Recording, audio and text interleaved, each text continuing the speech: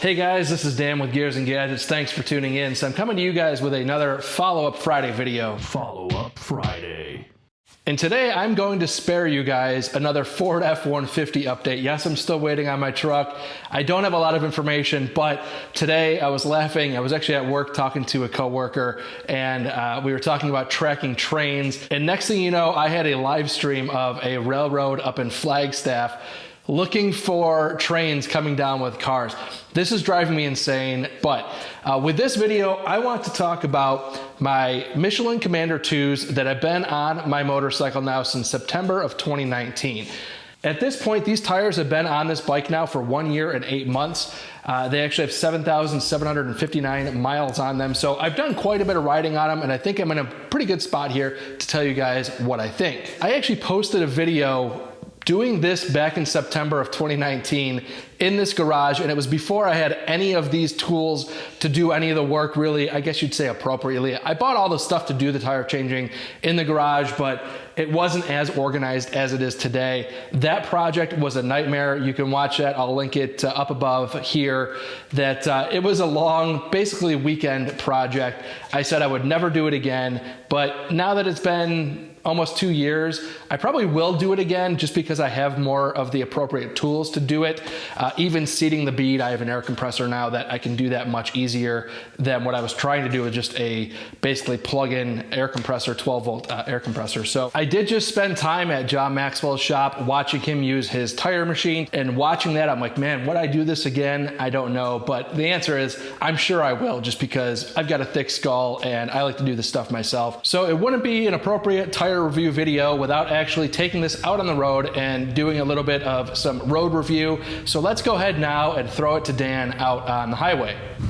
Thanks, Dan. We've got about 8,000 miles or so on these Michelin Commander IIs, and I just wanted to give you some on-the-road impressions. And the first thing I will say, which I can do relatively safely here, is that hitting painted lines with these tires used to be a bit of a hair-raising thing to do.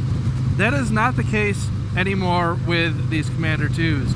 The Dunlops, anytime you switched lanes, which I'm doing it here to kind of show on the shoulder, but with the HOV lane here in Arizona, it's usually a solid line also on the right-hand side, so you're frequently kind of going over that divider, even going over the painted lines, just switching lanes here. The shimmy is all but gone. And that is one of the first things I noticed with these Michelin Commander IIs, was just how much straighter these things track when you're talking about riding over painted lines or even in wet conditions. That, of course, does translate into much more comfortable high speed cornering and takeoff. So banging off red lights, kind of hitting on the throttle, just very grippy tires.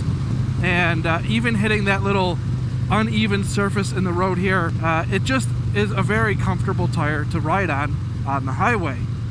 Now, in Arizona, it gets crazy hot. The road temperatures here can get to be from 150 to 160 degrees in the summertime, which is enough just to chew up tires completely. But these all in are wearing actually really well. I'm very happy with how well these things are holding up in the higher temperatures. But on top of that, I also ride when it's 30 degrees outside. I'll ride in the wintertime. I have no problem riding to work when it's cooler out. Just kind of dress a little bit warmer for the ride in. And in the colder temperatures, I haven't noticed any issues with the tires being a harder compound, losing any sort of grip either. So all in, I've just got to say that these tires, braking also, you know, no issues at all. I absolutely love them. And tires are one of the things that when I'm riding, between tires and helmets, are the two things that I consider to be the most important to spend money on, because the tires are basically the thing that's going to keep you upright, and the helmet is, if anything fails, the last line of defense. Now, to speak about confidence, I put these Commander IIs on this bike a month before I took off on my 5-day, 2,385 mile solo ride out to Paris, Texas for the Adam Sandoval bring it home Harley-Davidson parade, where we broke the record for the most amount of Harley-Davidsons in a single parade. So over those 5 days, 2,300 miles, almost 2,400 miles, these tires took me through everything. I went from leaving here in the morning, it was like 80, 90 degrees in the morning, rode up into the mountains, and it dropped down into the 60s. And then as I got further east, I rode into some absolutely horrendous weather. I've mentioned it on this channel before. Stuff that I should have never even rode through.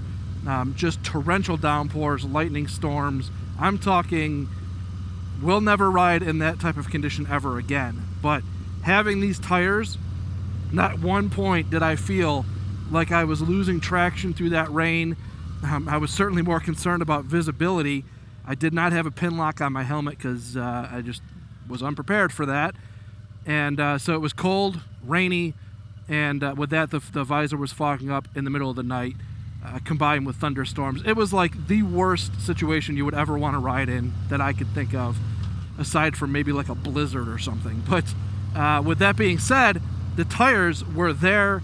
They were very confidence-inspiring in an otherwise terrifying moment. There was one point that I, no joke, had to make a decision to basically either stop and maybe get hit by lightning or go fast and try to get through it. I felt like I was choosing which way I wanted to die, and I'm not joking either. It was that hair-raising for me, and I just hit the throttle and went, and these tires just stayed planted.